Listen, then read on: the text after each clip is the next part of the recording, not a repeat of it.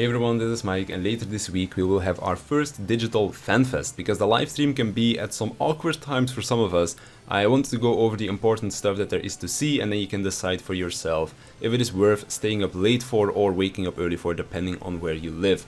I'll include the times at which all of the stage events will take place on screen as to avoid any confusion, and then you'll still need to convert it to your own time zone, of course, but I'll include the three big time zones of America, Europe, and then Japanese time. So, Day 1, this is probably the most important one, as the first panel will be the keynote address. This is where we will be getting most of the juicy information about the expansion, so if you're going to watch anything from the Fanfest stream, then this is probably it. I'm not expecting there to be a job actions trailer, because that is something that I do know some people might be hoping for, but with the expansion being pushed back a few months, I think the actions trailer will also be pushed back a little bit, but I would be glad to be wrong about that. I just don't want to get my expectations up too high.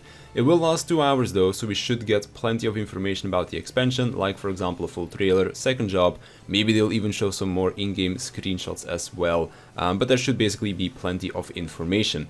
Oh, also to note, most of the panels will have an English translation, so as long as I don't mention it, there will be a translation available for the panels.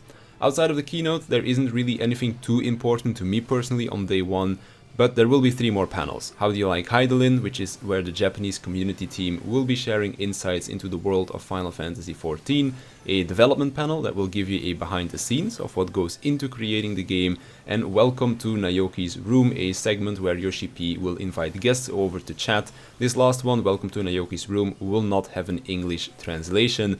And then to end day 1, there will also be the piano concert. Normally the concerts are only available to the people attending the Fanfest, but because that isn't possible now, they made the concerts available to everyone. I've always enjoyed watching them when I attended the Fanfest, so this would be another segment that I would want to watch. Going into day 2, we have our live letter for patch 5.5 part 2. This should mainly be about Zadnor, aka Boja Southern Front 2.0, but outside of that I'm not quite sure what else that they would talk about. I believe last Fanfest they showed off some artwork of the new artifact gear, so maybe we can get another sneak peek at that, but I'm not expecting to see much more information about Endwalker, as most of that should be included in the keynote on day 1. After that we have Glamored to Live, a Q&A. This one could also be interesting to watch, especially since they said they might let some secrets slip, but again I wouldn't get your hopes up too much for that.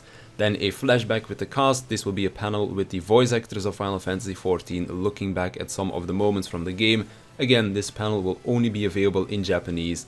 And then the last event will be a trivia game show in which the Western community team and content creators will team up and face off against each other. And then as always, to end the Fanfest, there will be a concert performed by the Primals. Again, always a pleasure to watch. Outside of the stage events themselves that will be on stream, there are also a handful of in-game activities that you can take part in, kinda like the mini-games that we would otherwise have at Fanfest itself, and I'll have some pictures on the screen for that, so that you can see what all of these in-game activities are about.